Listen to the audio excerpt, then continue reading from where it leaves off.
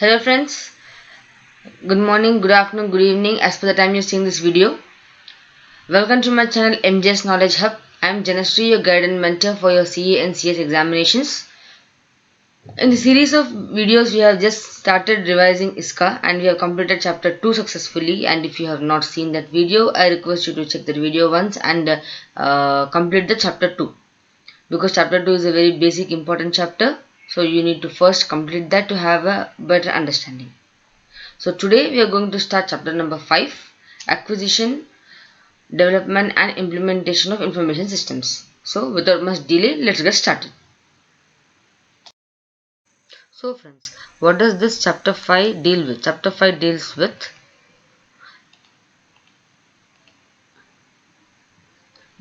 chapter 5 deals with acquisition, development and implementation of information systems. Okay, so it does deal with three things. So how we are going to acquire a system, or how we are going to develop a system, and how the system is being implemented. So in this thing we need to first understand what is a business process system. Business process design. We know that system means a collection of several components working together for accomplishment of a common goal, right? So business process design is also the design of a system in which all the business process can be integrated in such a way that it performs for achieving the business goal. Okay, so business design means it is structuring or restructuring. So it is either structuring of all the activities or restructuring of the activities for improving the business process. For improving that business process, we use a system, and we take the help of information systems for aligning the business process into a proper way. Okay, so how do we do this business process design? There are three stages. First thing is present process documentation. Second thing is proposed process documentation.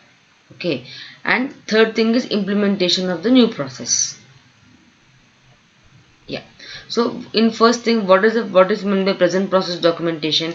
First we are going to study how the present system is being working, how the system means the way in which things flow in an organization. So how does it work? What are the different level of management hierarchy levels, or how the approvals are being given? So we'll study the present system, we'll analyze its positive and negative aspects. Okay, and we'll document that system in our worksheets, and then we'll design based upon this documentation, based upon this present system understanding. We now design the proposed system. Proposed system means the weakness which we have found in the present system will be rectified, or we will try to improve the present system in a suitable manner. Okay, so how we will do the proposed system thing? You'll understand the organization objectives, you'll understand what the organization goals are about, and then you will design the new process, and accordingly you will document the process description. And then final comes the implementation of the new process. So implementation means the proposed system what we have designed, we are going to implement it, we are going to introduce it into the in the live manner, and then see how it is being working,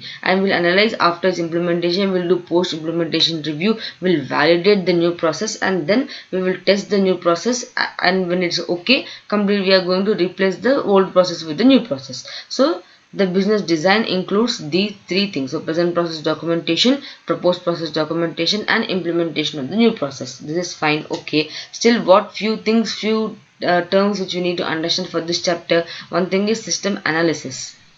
What is system analysis? It means it's examination of the business situation. So analysis means analyzing or even defining or trying to go deep into it. We examine the business situation, and why do we examine it? For the purpose of improving the system. For improving the process, we'll try to analyze the business process, and we'll come up with a better process and better new innovative ideas. Then comes system. Then comes system development. Once the analysis is done, we'll start preparing a new system, so that the existing system will be improved. By how we'll do this development, we'll gather the data, and then we'll analyze it, we'll interpret, and then we're going to prepare the new system. So system development, system analysis go hand in hand. And then the final thing will come system design. Designing of the system will depend upon the analysis and the interpretation. So once you analyze and come to a conclusion, then we will design a system, and according to the user requirement we'll be changing it and making a new system totally. Okay, so this is the basic thing what you need to understand for this chapter. Then comes, when you're trying to understand the present system, try to analyze it, try to improve it, try to enhance a new design. So why do still some organizations face a difficulty in achieving the business development? Why organizations still find it difficult to implement a new system? Because there are few factors, like few factors which will be difficult, which will be making the organization face the difficulty in implementing the new system. What are those things? First thing is there is a difficulty from the user level. Okay, so there will be a user related issues. User related means the people who are using the new system, maybe the employees or the set of group of people who are given the responsibility to use the system. So there will be user related issues, then there will be developer related issues, people who are developing the system. There will be even management related issues.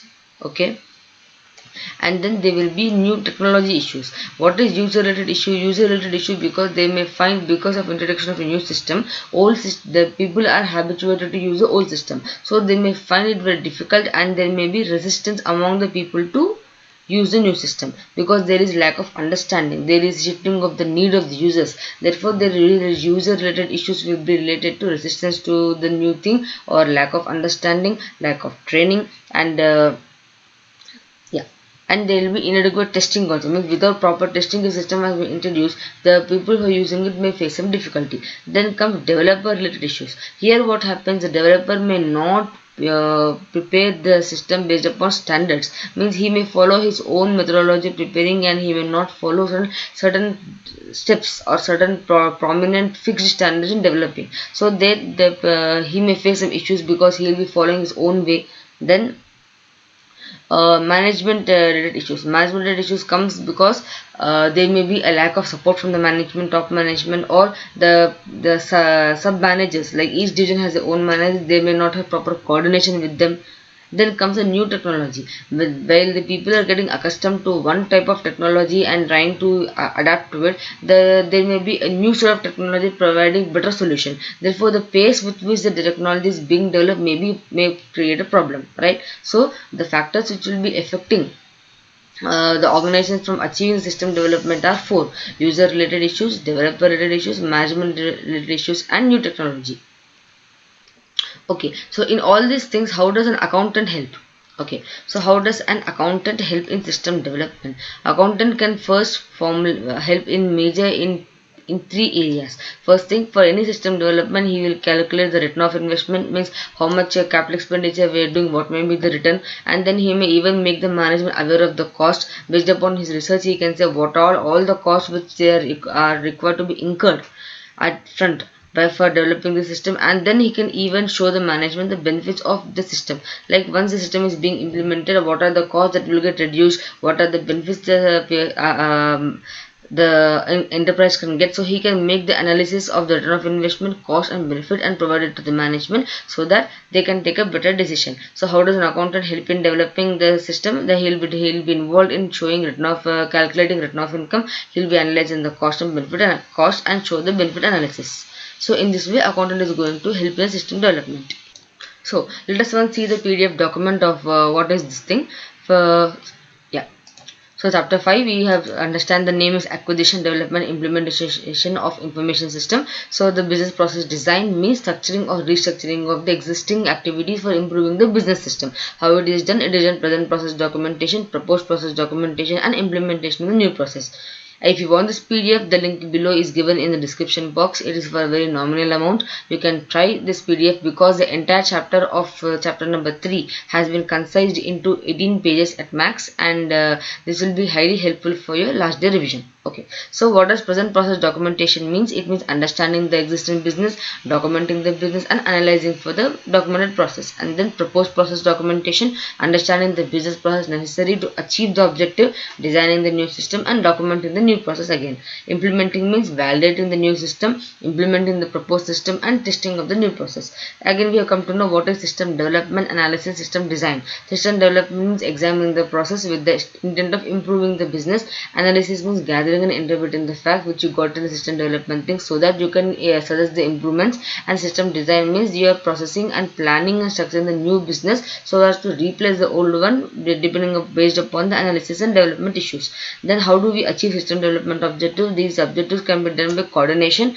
and cooperation of entire people. But why we nowadays, why the organizations are not achieving this system development? Because of user related issues, developer related issues, management related issues, and new technology. What is user related issues means? It means shifting user needs, resistance to change, or inadequate testing and user training. Developer related issues include lack of standard project management and system development methodology, overwork or undertrained staff. Management related issues involves lack of senior management support or non-development of proper systems. And then new technology, because of the competitive pace which industry is being developed, the competitive advantage by applying new technology. Generally, the attaining and developing a system takes some time, and once the objectives have been defined and the system is not aligning with them, they find the new technology a bit difficult, and by that time again one more new technology pops up. So these are the problems faced by the enterprise for achieving system development objectives. And then comes accountant's involvement in development work. So how does he help? He will be helping return on investment, cost and benefit analysis. Return on investment, he will be calculating what will be the return earned by making such capital expenditure, and what are the costs involved, like development cost, operating cost, intangible cost, and then what are the benefits. So what are the benefits means, what are the tangible benefits? The net cash, like you can say outflow, decrease in outflow of the resources, or increase in the revenue.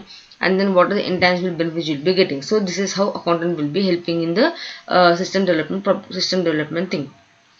So in the next video, we are going to see what are the different types of methodologies for developing a system, like waterfall model, agile model, or prototype model. So these models we are going to see in the next upcoming video. So if you like this video, kindly share it with your friends so that they can also get good understanding of the chapter. And if you are new to my channel, I request you to kindly subscribe it so that you can regularly get the ISCA videos. So I hope you have enjoyed this small session of chapter number 5. All the best and prepare well. Take care.